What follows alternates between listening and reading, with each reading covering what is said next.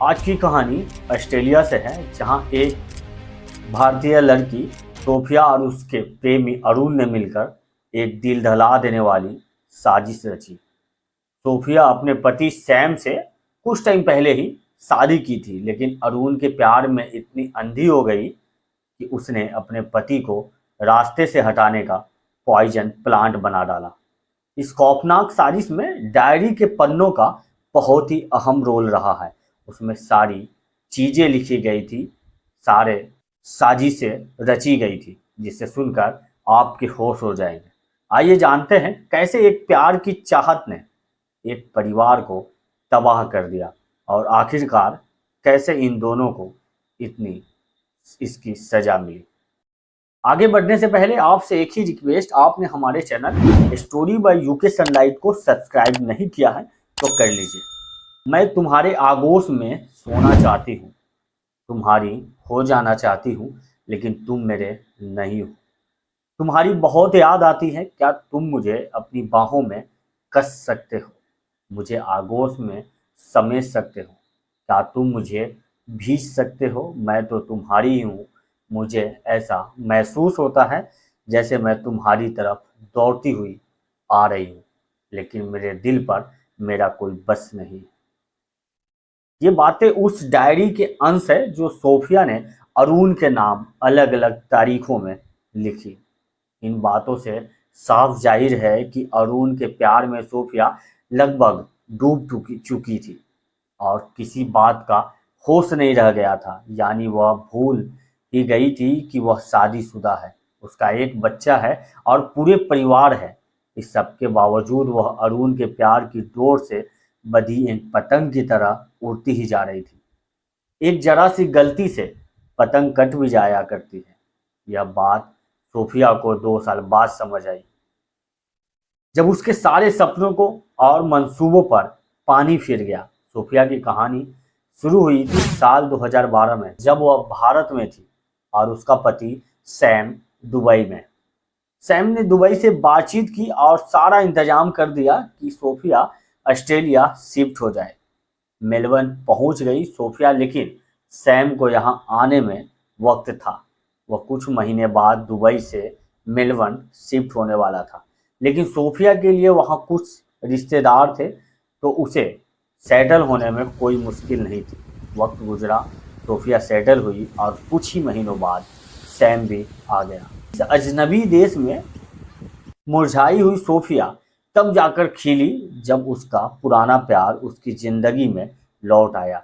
यह अरुण था, तो यूनिवर्सिटी में सोफिया के साथ पढ़ाई के दौरान साथ साथ था। साल 2013 में 29 साल की सोफिया को जैसे ही पता चला कि अरुण मेलबर्न आ गया है, उसके जीवन में जैसे एक नया जोश आ गया। वह अरुण से मिलती, खूब बातें करती और उससे मुलाकात के बाद घर आकर चुपके से डायरी में उसके बारे में अपने ख्याल दर्ज करती। अरुण को भी सोफिया से मोहब्बत हो चुकी थी और कुछ ही समय में दोनों एक दूसरे के हो चुके थे। अरुण के प्यार में न तो सोफिया को अपने पति का ध्यान आया और न ही 4 साल के बच्चे का। मूल रूप से दोनों केरल के रहने वाले अरुण और सोफिया अब रोमांस के साथ ही हमेशा के लिए एक दूसरे के साथ रहने के बारे में भी बातें करने लगे। दोनों की फीलिंग भी एक जैसी ही थी और दोनों अब साथ रहने के लिए कुछ भी करने के लिए तैयार थे। हम जो भी करते हैं उसके लिए हमेशा एक प्लानिंग की ज़रूरत होती है, क्योंकि बिना प्लान के कोई भी आइडिया किसी काम का नहीं होता। प्लान न होने के पर कुछ अच्छे से अच्छा आइडिया भी सिर्फ एक सपना बनकर ही रह जाता है। यह बात सोफिया ने डायरी में लिखी थी। इसका मतलब था कि अब प्लानिंग जरूरी थी। अरुण और सोफिया रोज मिलते और सोफिया के शादी से अलग होने और अरुण और सोफिया के साथ रहने की तरकीबें सोचते।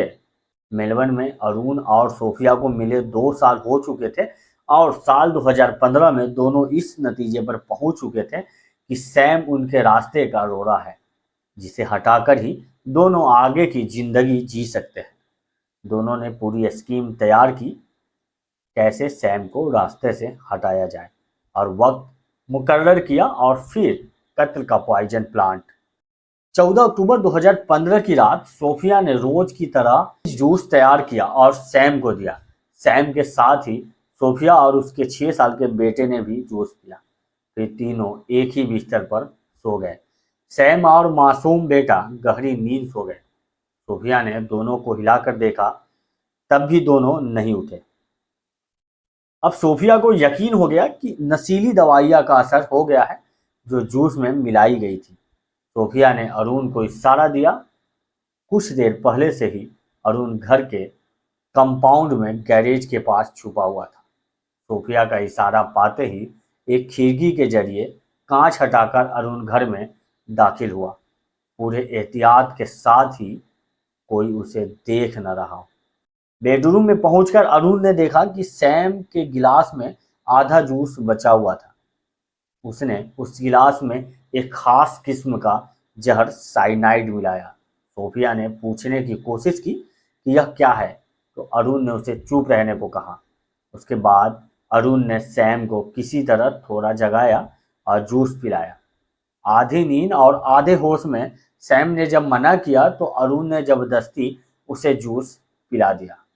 कुछ ही देर बाद सैम तड़पने लगा और उसके मुंह से झाग निकलने लगा। एक ही पल बाद सैम की सांस रुक चुकी थी और यह कंफर्म कर लेने के बाद अरुण वहां से चला गया। आगे का पूरा प्लान भी तैयार था। कोर्ट के बाहर सोफिया कहानी बदलने की पूरी कोशिश की। कत्ल का ही नहीं बल्कि अरुण और सोफिया ने कत्ल के बाद पुलिस और जांच एजेंसियों को गुमराह करने की भी पूरी प्लानिंग की थी। सोफिया ने इस कत्ल को पुलिस के सामने हार्ट अटैक का रंग देने की कोशिश की और दोनों को पता था कि जल्द ही पुलिस अरुण तक भी पहुंचेगी। इधर अरुण ने पिछले 3 सालों से अपने आप को दिमागी बीमारी से ग्रस्त मरीज जाहिर करने की कोशिश की। इन दोनों का झांसा करीब 2 साल तक कामयाब भी रहा और पुलिस के पास शक भले हो लेकिन कोई सबूत नहीं था। लेकिन कुछ गलतियां दोनों से होती चली गई। पहली तो यह कि सैम की मौत के कुछ ही दिनों बाद अरुण और सोफिया ने मिलना जुलना शुरू कर दिया।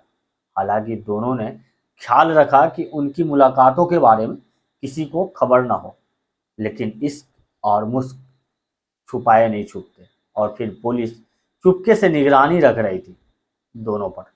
कोर्ट के बाहर अरुण सैम की कार का मालिकाना हक अरुण के नाम पर करना, अरुण और सोफिया का बैंक में ज्वाइंट अकाउंट खुलवाना और इसी तरह की कुछ गलतियां दोनों को ले डूबी। जांच एजेंसियां ने 2 साल में दोनों के खिलाफ कई सबूत इकट्ठे किए और दोनों को पकड़कर जब सख्ती से पूछताछ की तो इकबाल जुर्म और कत्ल की पूरी कहानी सामने आ गई। इसी साल फरवरी में दोनों को हत्या दोषी माना गया। 34 साल की सोफिया को 22 साल और 36 साल के अरुण को 37 साल की कैद की सजा सुनाई गई। इस कहानी ने यह साफ कर दिया कि गलत राह पर चलकर अपने सपनों को पूरा करने की कोशिश कितनी विनाशकारी हो सकती है। सोफिया और अरुण का प्लान बेशक चालाकी से रचा गया था, लेकिन अंत में सच्चाई ने अपना रास्ता बना ही लिया। इश्क और जुनून ने दोनों को अंधा कर दिया, पर कानून की आंखों से बच पाना उनके लिए नामुमकिन था। आज सोफिया और अरुण को सजा मिल चुकी है, लेकिन यह कहानी हमें एक बड़ा सबक देती है। इंसान को अपने जज्बातों पर काबू रखना चाहिए, वरना इसका अंजाम कितना खतरनाक हो सकता है। यह कहानी आपको पसंद आई हो तो हमारे चैनल को सब्सक्राइब जरूर करें और वीडियो को लाइक व शेयर करना ना भूलें। अगले एपिसोड में फिर मिलेंगे एक और ऐसे ही कहानी के साथ। तब तक के लिए अपना ख्याल रखिए। थैंक यू, बाय, जय हिंद।